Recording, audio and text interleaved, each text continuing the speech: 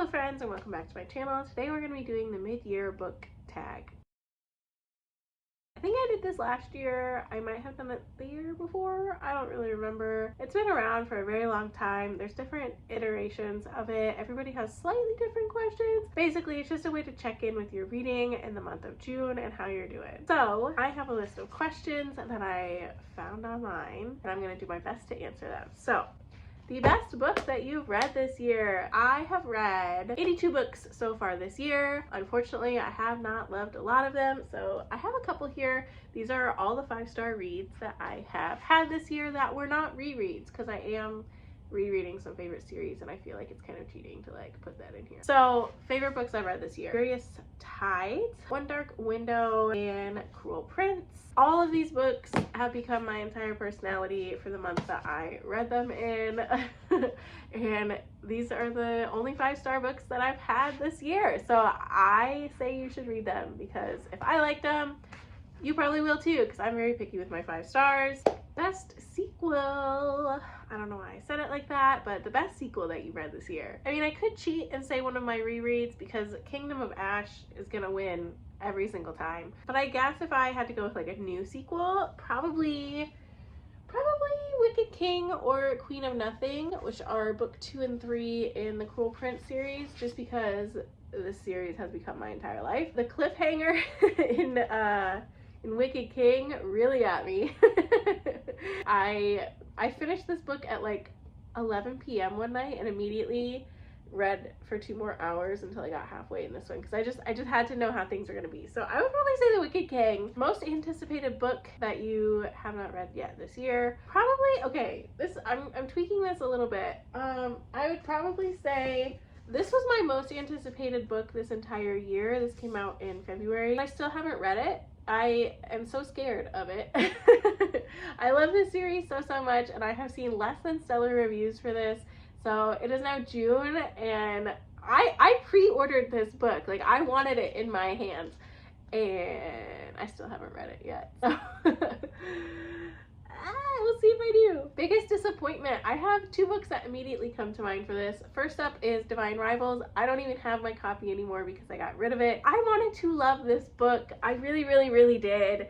And I liked it. It was fine. I felt very let down because the hype around this book was so high. I mean, it's enemies to lovers, it's fantasy, it's journalists. Like, it sounded exactly like everything that I would love in a book. And I read it and I was like, oh, this is the book that everybody and their mother has been talking about? Why? In fact, I hosted a buddy read for this over on Instagram for this book and the sequel, and I never read the sequel. I still have it. It's still sitting up on my like to read pile, but I haven't read it yet. So that's how much I was disappointed by the first book. The second book that came to mind for this question was A Fate Inked in Blood. Again, this sounded like something I was gonna love. It was being touted as like the next big romantasy, like the big romantasy of the summer. And again, it was just fine. It was fine. This one is Norse mythology. I really like that aspect of it, but the characters kind of drove me a little bit nuts, and unfortunately, I am also going to be getting rid of this one. Next question is biggest surprise. If I had to pick, none of these like surprised me. Like, I thought I was going to like it, but I didn't think I would like it as much as I did, and I'll probably go back to Curious Tides for this answer. I don't know, something about this, I just didn't expect to really love it as much as I did, so I guess that was a surprise. Favorite new author? I don't think I have one, but I'm currently making my way through all of Holly Black's backlist, so I guess I would say her for this answer. Next question is a book that made you cry, and I don't think I've had a book make me cry yet this year. I will say the most emotional one that I've read this year was actually a middle grade book called Hurricane Girls, and it's about these 3 girls. They're like, I think they're 12 or something, best friends, but they're all kind of dealing with like hard things in life. You know, I went into this kind of blind. I like middle grade. I thought it had a cute cover. It looks like a little like summer read. I didn't expect it to be like as emotional as it was, so I'd probably say that. Book that made you happy, I am gonna say Wish You Weren't Here, which is a new YA LGBTQ summer camp enemies to lovers extravaganza book. That was a lot, but it was a book that I got an ARC for just randomly on a whim, and I ended up reading it and I ended up really enjoying it. It just came out pretty recently and it is perfect for summer. I think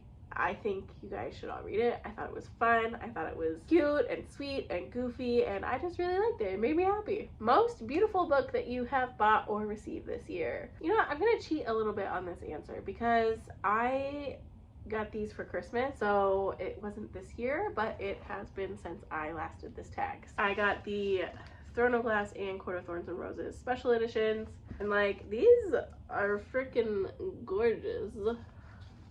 That's Court of Thorns and Roses. They also have like these little details on the corners and like cool end pages. Throne of Glass. This one's got the sword on the back.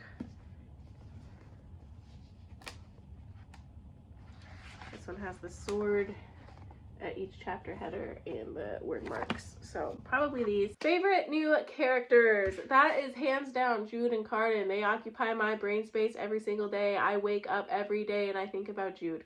I think about her.